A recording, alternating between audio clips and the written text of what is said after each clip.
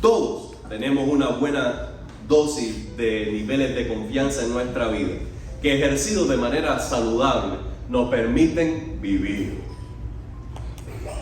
Cuando nosotros trabajamos, tenemos la confianza que llegado el fin de semana nos van a pagar. Todos nosotros tenemos la confianza que cuando lleguemos a casa nos espera allí un delicioso alimento y un buen descanso. Nosotros nos movemos no con gasolina, sino con confianza. En realidad, la vida sin fe es imposible vivirla.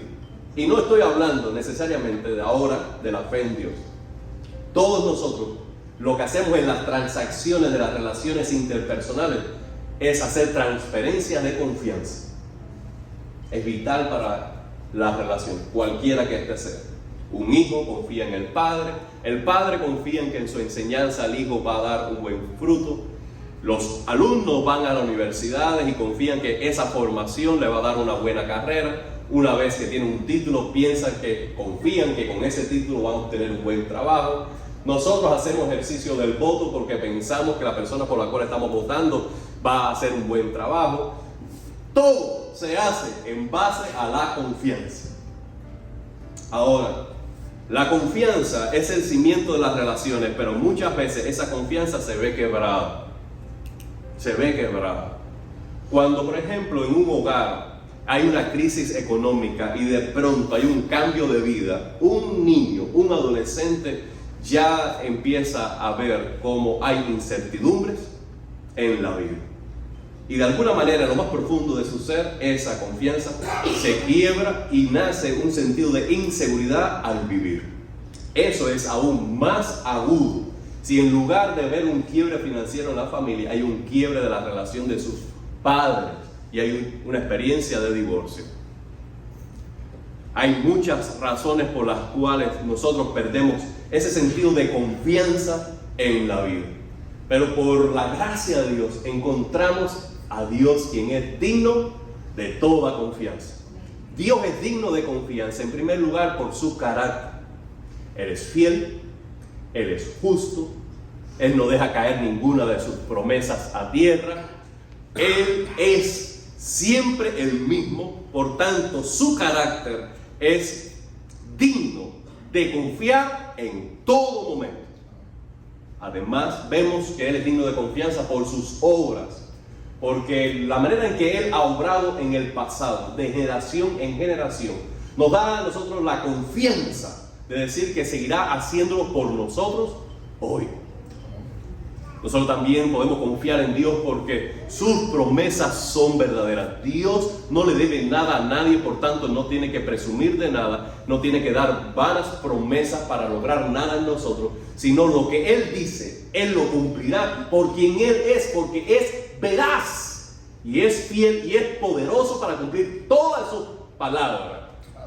Tanto por su carácter, por sus obras, por la fidelidad de sus promesas y por tantas otras razones, nosotros encontramos en Dios un fundamento firme, más firme que la tierra misma, para construir nuestra vida.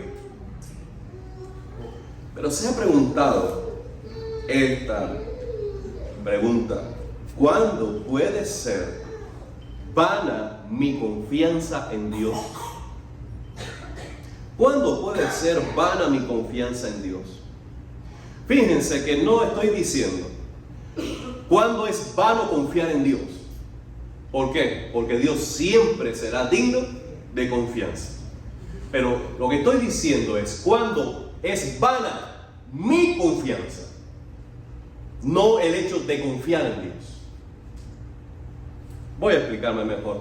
En esta historia que estábamos hablando, Moisés está recontando la historia a una segunda generación del primer momento de la conquista de la tierra. Ellos tenían una promesa dada desde Abraham que poseerían esa tierra. Muchos años después llegaron conforme a las promesas del Señor y dijeron: es el momento de conquistar. Pero antes de conquistar, deliberaron diciendo: antes de ir, vamos a enviar espías. Enviaron un representante de cada una de las tribus y fueron. regresaron con un informe, 10 de ellos desfavorables, diciendo: sí, la tierra está allí, sí hay prosperidad, pero no podremos con ella. Ese testimonio y ese informe era contradictorio con la promesa de Dios y el mandamiento de Dios de conquistar. Por tanto dijeron: no vamos. Hubo 2 de ellos, Josué y Caleb, que dijeron: sí, la tierra está allí, Dios es fiel, hay grandes gigantes, pero lo venceremos conforme a la palabra. El testimonio de los 10 pudo más para convencer a aquella generación y no quisieron entrar. Vino por tanto el enojo de Dios a la ausencia de confianza en Él. Y le dijo: ustedes no van a entrar, pero esos niños que ustedes pensaron que iban a hacer motín de guerra, ellos son los que van a conquistar. Cuando vieron esa reacción de Dios enojado con ellos, le dijeron: pues ahora vamos. ¿Tú no has visto eso, hermano? Cuando tú le dices a un niño: no lo haga, y eso es lo que hace. O cuando le dice: haz esto, y no lo hace. Pues él dijo: vamos a conquistar, y dijo: no vamos. Y dijo: bueno, ya pecaron. Y dijeron: vamos ahora. Y él le dijo: no vaya, porque no voy con usted. Gloria, ¿qué hicieron ellos? Vamos a ir, porque reconocemos que hemos pecado y eso es lo que teníamos que haber hecho. Realmente yo no pretendo entender a Dios en todo momento, ni conocer sus caminos. Pero allí dijo Dios: se le fue el tren, no voy con ustedes. La tierra está allí, conforme yo dije. El acto de fe era conquistar, conforme a lo que yo dije. Pero ahora, aunque ustedes quieran, no voy. Pero nació en ellos, en ausencia de la fe primera, una fe segunda, pero vana.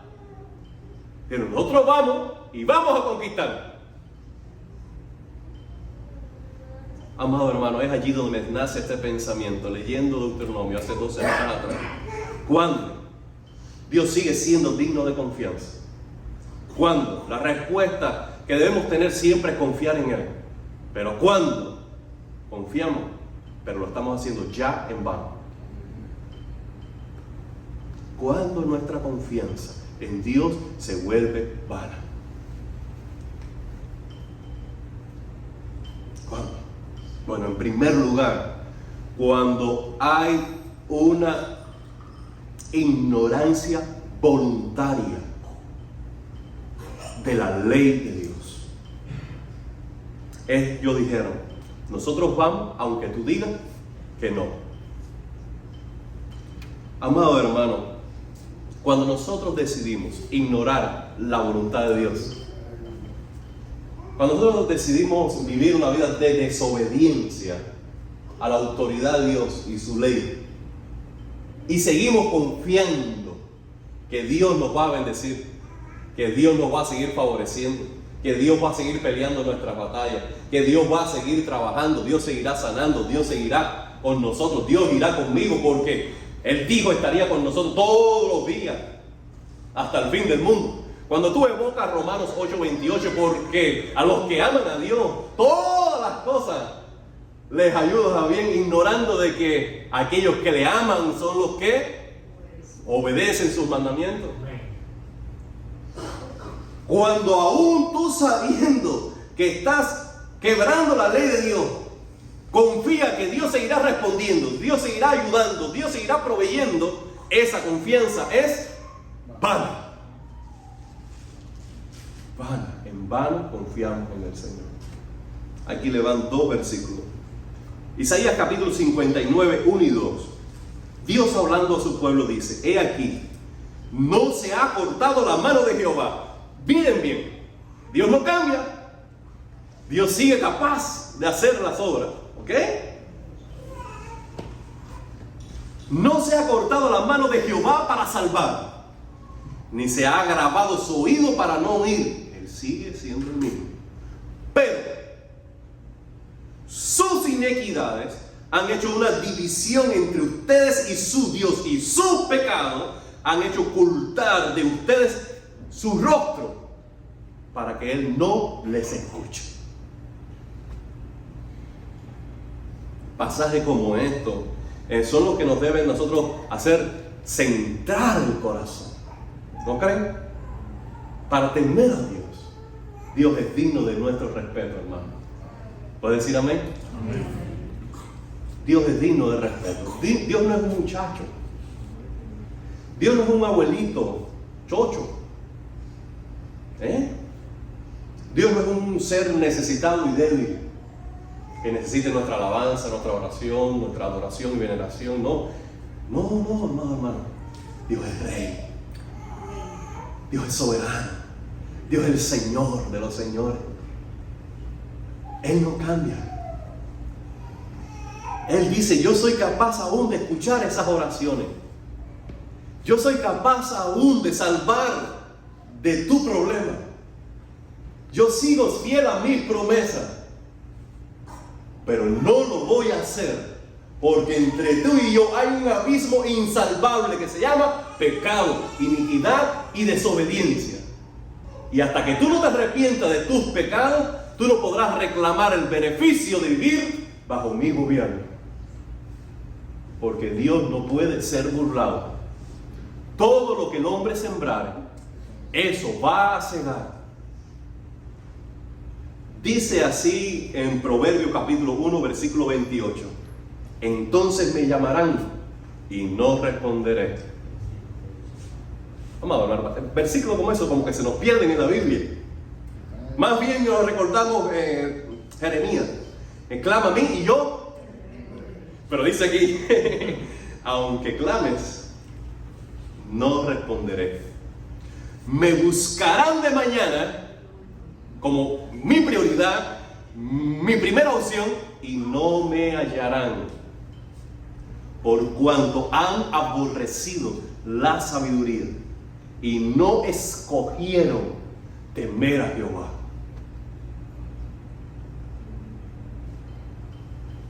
Amado hermano, sí, Dios responde oraciones, pero Él responde la oración a quien quiera, cuando quiera y como quiera.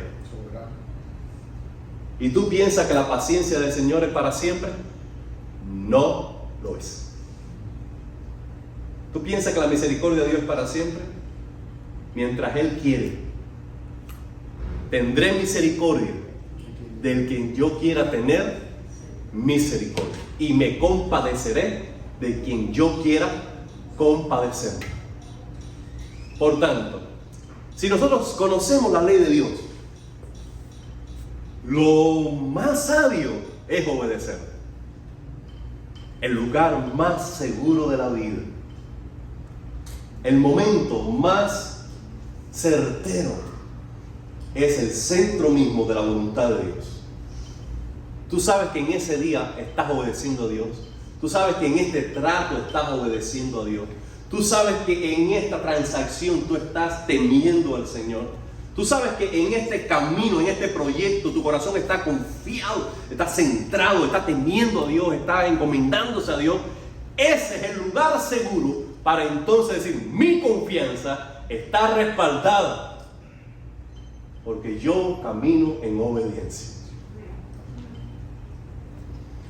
Pero cuán ligeramente despachamos bendiciones y promesas vanas a personas que no están dispuestos a temer a Dios y obedecer a Dios. ¿Lo has visto yo? Venga, que para todo. Sala, regresa, prosperidad, pam. Olvídate eso. Gracia barata. El Señor dice, si tú quieres mi bendición, si tú quieres que tu confianza en mí realmente regrese a ti con una respuesta oportuna y segura, tú tienes que obedecerme. ¿Cuándo nuestra confianza se vuelve vana? Cuando en nuestras decisiones temerarias estamos tentando a Dios. Voy a hacer esto, Dios me va a salvar. No estoy seguro si esto es lo correcto o no, pero lo voy a hacer y que Dios me ayude. ¿Has escuchado? Dios va a tener misericordia de mí. Tú verás, yo después me arrepiento y el Señor me da otra oportunidad. Dice así el propio Jesús. Satanás hablando con Jesús le dijo: si tú eres el Hijo de Dios, échate abajo, porque escrito está: a sus ángeles mandarán acerca de ti, y en sus manos te sostendrá, para que no tropiece tu pie en piedra. Jesús le dijo: escrito está: no tentarás al Señor tu Dios. Satanás astuto está haciendo uso de un versículo de la Biblia, una promesa. Está en los Salmos, allí también, y dice esta promesa: Dios ha prometido que te va a enviar ángeles. ¿Es verdad o no? Dios ha prometido que en la vida tú puedes tropezar, pero que Él te va a mandar ayuda. ¿Es verdad o no? Pero el contexto, ¿cuál es? Jesús está en un lugar alto y Satanás está diciendo: lánzate, Dios mandará el ángel. Amado hermano, yo he conocido a hermanitos y hermanitas, lamentablemente en una circunstancia aquí, se lanzan al precipicio confiando que Dios va a mandar ángeles, cuando Dios no le ha dado la orden de que se lancen. Tremendo zarpazo.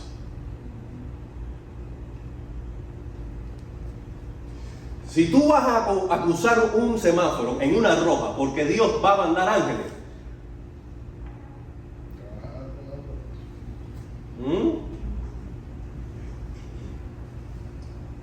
si tú haces una inversión más allá de tus capacidades, porque Dios te va a proveer.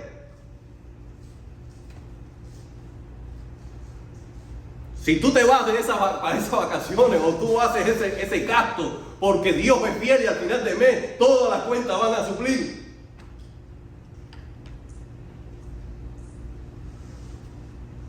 Amado hermano, estamos tentando a Dios. Dios es protector, Dios es proveedor. Dígame amén. Dios es ayudador, Dios es fiel, pero Dios no te ha mandado a ti a ponerlo a Él entre la espada y la pared con su propio carácter de santidad y justicia y su amor, el amor que te tiene hacia ti. Y eso lo aprendimos nosotros desde niños con nuestros padres. A veces yo creo, no estoy en su cabecita para comprender esto, Adrián, pero a veces yo pienso que Esdras sabe que yo lo quiero. Y él piensa que si sigue insistiendo en algo, al final yo me voy a rendir. O porque no lo voy a seguir regañando, o porque no le voy a seguir castigando, o porque no le voy a seguir dando. Porque él sabe que yo lo quiero. ¿Qué situación más incómoda, Giovanni? Cuando alguien a quien tú quieres se ampara en tu amor por él para sacarte ventaja. Dios no juega. No podemos pensar que podemos ampararnos en el amor de Dios para ponerlo a Él en un aprieto donde Él afloje la mano porque nos ama, aún haciendo algo incorrecto, sabiendo que no es su voluntad.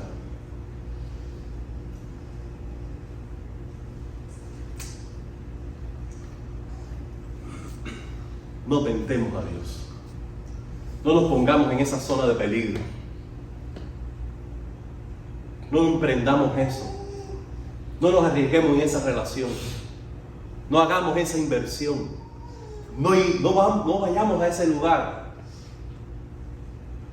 Si Dios no nos ha pedido, si Dios no nos está guiando, simplemente con la ilusión de que Dios ayudará, Dios proveerá. Pero lo que estamos evidenciando realmente es la temeridad de nuestro corazón, el atrevimiento de jugar con el que Dios me ama y hará algo por mí, a pesar de que yo mismo deliberadamente me estoy poniendo en esa situación. No tentemos al Señor, porque cuando tentamos al Señor, nuestra confianza que podamos profesar que tenemos en Él va a ser vana. He aquí otra razón. Malaquías 1, 12 y 14. Y es cuando nosotros somos irresponsables. Si tú eres irresponsable y dentro de esa irresponsabilidad con lo que Dios te ha llamado, con lo que Dios te ha dado, con lo que Dios te ha permitido hacer, eres irresponsable. Y siendo irresponsable, aún confía que Dios va a bendecir tu irresponsabilidad, tu confianza es vana. Dios bendice al sensato, al sabio, al que le teme y al que es prudente en sus caminos. Al insensato, no. Al irresponsable, no. Al negligente, no. Al perezoso, no. Dice Malaquías 1, 2 y 14. Vosotros lo habéis profanado, hablando de los sacrificios, el altar de Dios, cuando dicen, inmunda es la mesa de Jehová. Amado hermano, mira, Dios le está hablando a los sacerdotes. No le está hablando a Nínive, ¿no verdad, Mati? No está hablándole a Moab. Dios le está hablando a los sacerdotes. Y le dice, ustedes, yo los escuchaba decir que la mesa de los sacrificios de Jehová es inmunda, que sus alimentos son despreciables. Malaquías 1, 12. Lea su Biblia. Es la misma de ustedes. Malaquías 1, 12.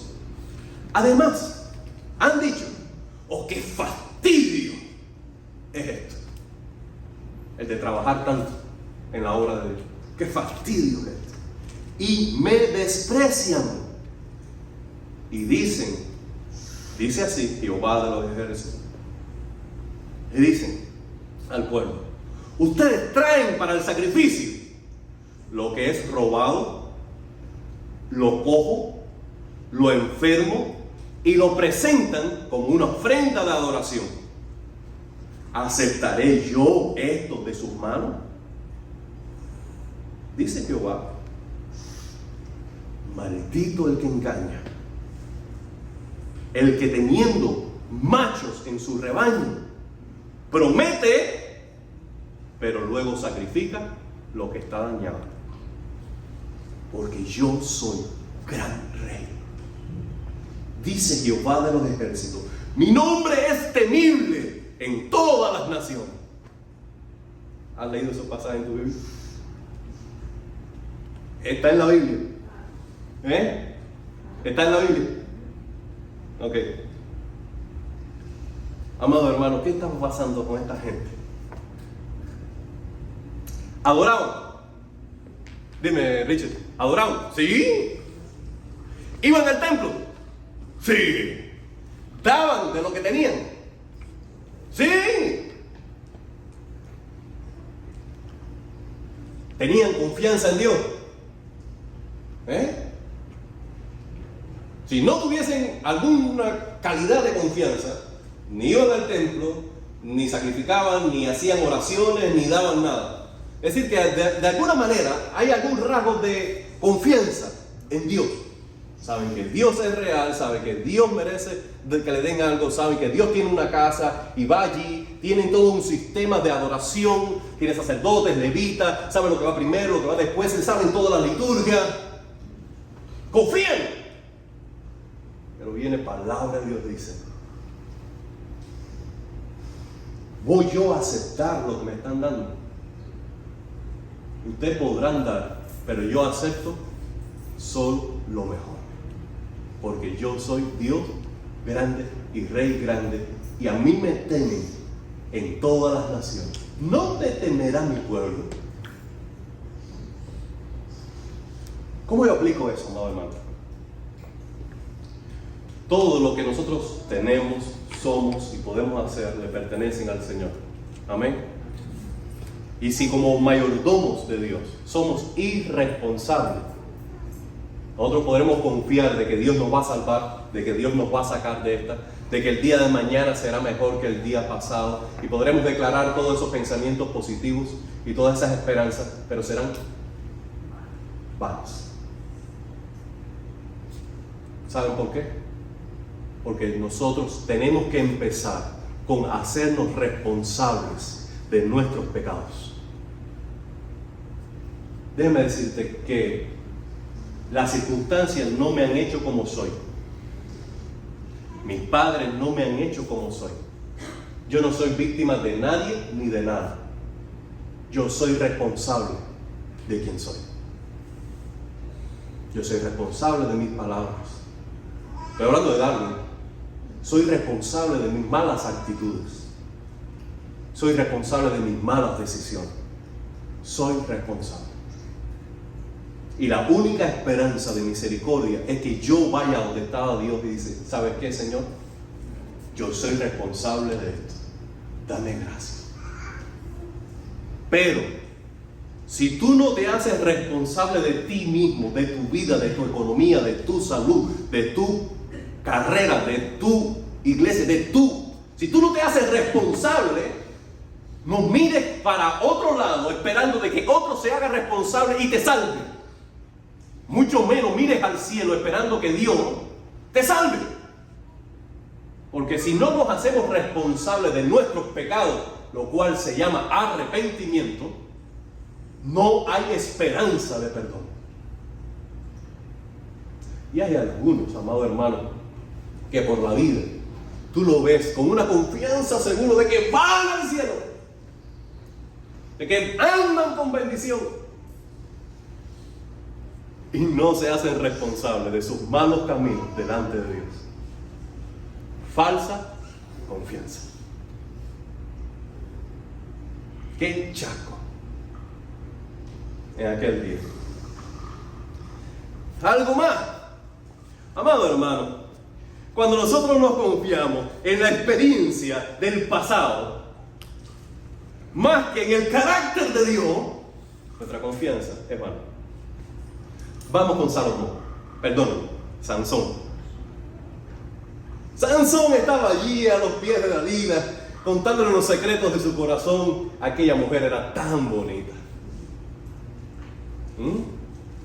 Recostado sobre sus muslos, le dijo, sabes, mi amor, yo soy así de fuerte y le gano a la gente, porque yo tengo un pacto con Dios, y quien me corte el pelo romperá ese pacto, y yo seré como cualquiera.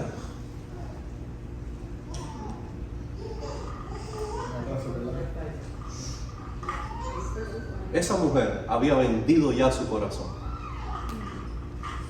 Escuchó, lo durmió, le cantó, Cristo me ama, Cristo me ama. Y cuando se durmió en sus muslos,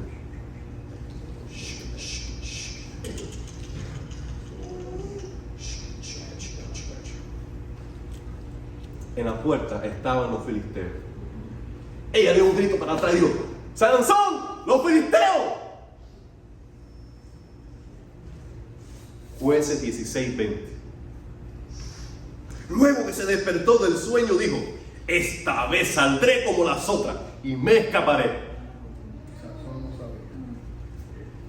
Pero él no sabía que Jehová se había apartado de él.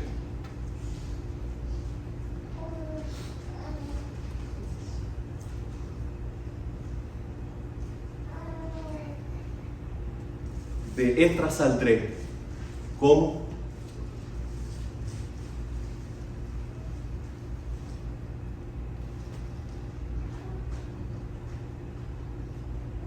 Las veces que salió Sansón anterior fue por las misericordias de Dios.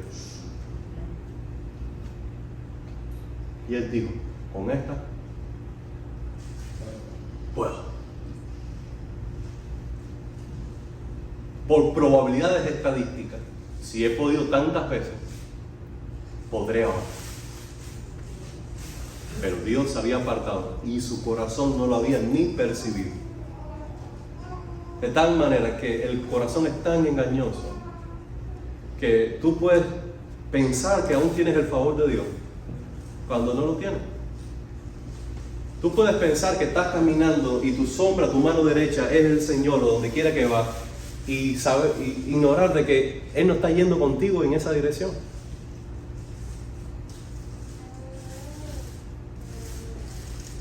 Amado hermano, las experiencias de la vida no es la última autoridad para probar cómo Dios obrará en tu presente, sino su carácter. Y Dios es santo. Dios es justo. Dios es Dios grande y temible. Por tanto, eso es lo que nunca cambiará.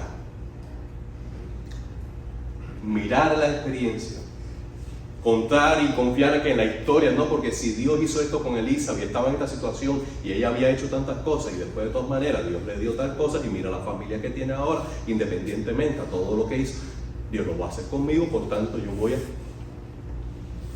No, amado hermano, lo único confiable con un dividendo en nuestra vida es el carácter de Dios.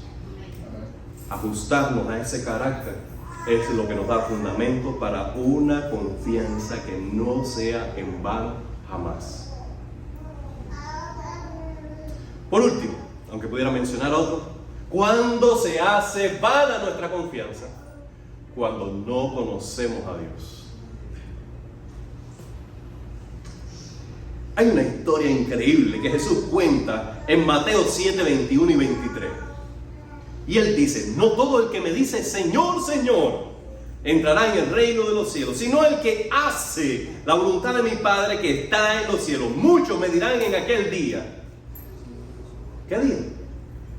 Bueno, el día del retorno de Él, o el día en que estemos delante de su presencia rindiendo cuenta de nosotros. Señor, ¿no profetizamos en tu nombre? En tu nombre no echamos fuera demonios, en tu nombre no hicimos muchos milagros. Entonces les declararé, está hablando Jesús, que Él mismo es quien va a dar esta respuesta. Nunca los conocí, apártense de mí, hacedores de maldad. Amado hermano, aunque pudiéramos hablar muchas de estas cosas, esto deberíamos dejar claro. Las personas a las cuales se está refiriendo Jesús, se están refiriendo a gente que tienen confianza segura de que entrarán en el cielo. Además de eso, podemos decir que su teología acompaña de que creen en la soberanía de Dios. Porque dicen, muchos me dirán, Señor, Señor.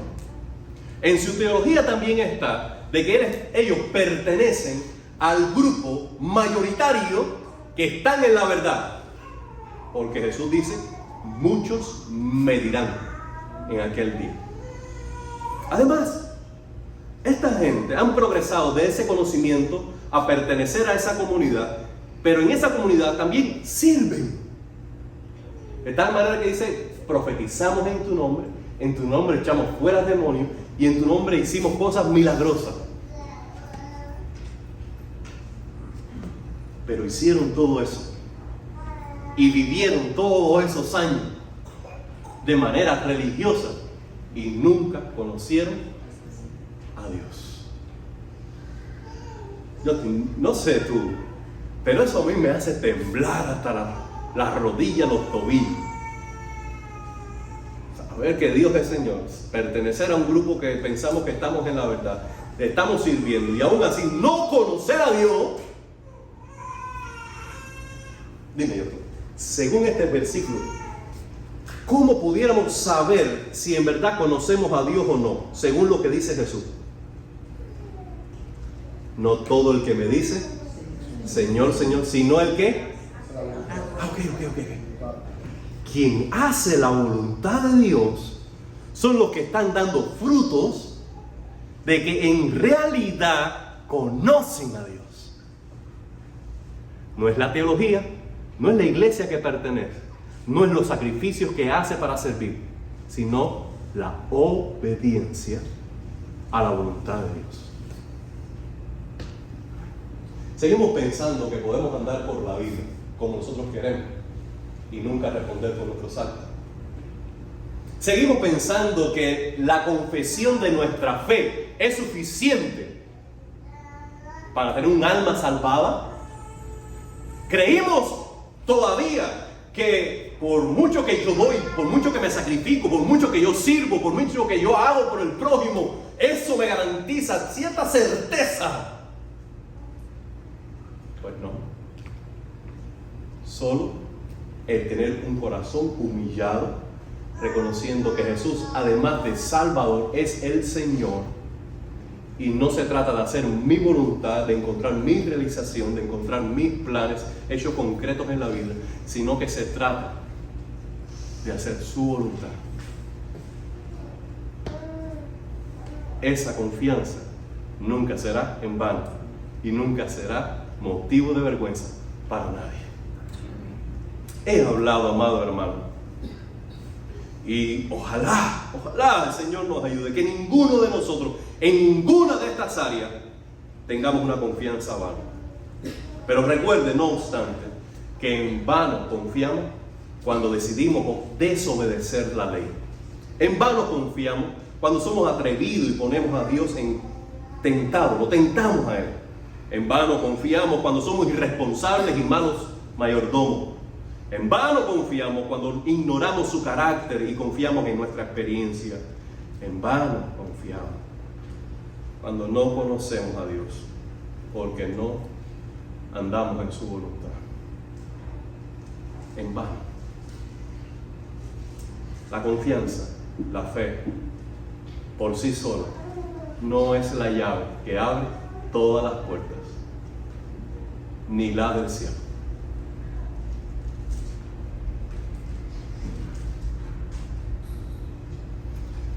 Yo he pintado parte de mi casa. La gran mayoría la pintó mi papá. Una paciencia, una dedicación que ha puesto en mi casa, en nuestra casa, que ni yo la he hecho. Los sacrificios y esfuerzos que hizo mi papá en ayudarme con la casa, no lo hice ni yo mismo. Pero ¿qué me ha pasado a mí? En la casa a veces teníamos una escalerita, una más pequeña, una más grande. Yo he cogido mi galoncito de pintura y con trabajo subo para cuando llegara arriba darme cuenta que me he inclinado a la pared equivocada, que tengo que bajarme y entonces buscar la escalera que me lleva a la pared correcta. Amado, así mismo es la confianza. Todos ejercemos de una forma u otra confianza.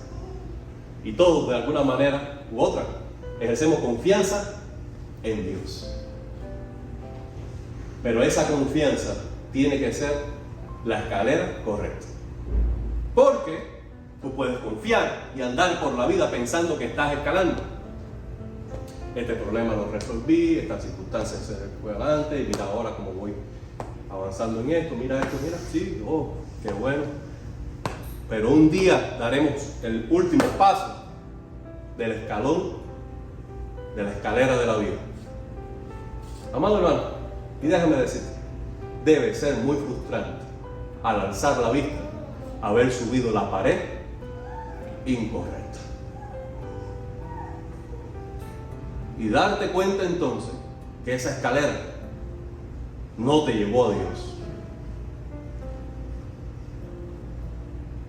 Si ahora tú has dado algunos pasos y por medio de este mensaje te has dado cuenta que tu confianza no está siendo legítima, segura, con peso de gloria, sino que de alguna manera es vana y sin fundamento, bájate de esa escalera volando, muchacho. Bájate ya. No des ni un paso más. Bájate de esa escalera y trépate por la escalera segura de la palabra de Dios, que descansa en el carácter de Dios, para que cada paso que des te acerque más a Él, de tal manera que cuando des el último paso en tu vida y alce la vista, tengas el rostro de Dios sonriendo y te diga: buen hijo, buen fiel, lo poco has sido fiel, en lo mucho te pondré. Entra en el gozo de tu Señor.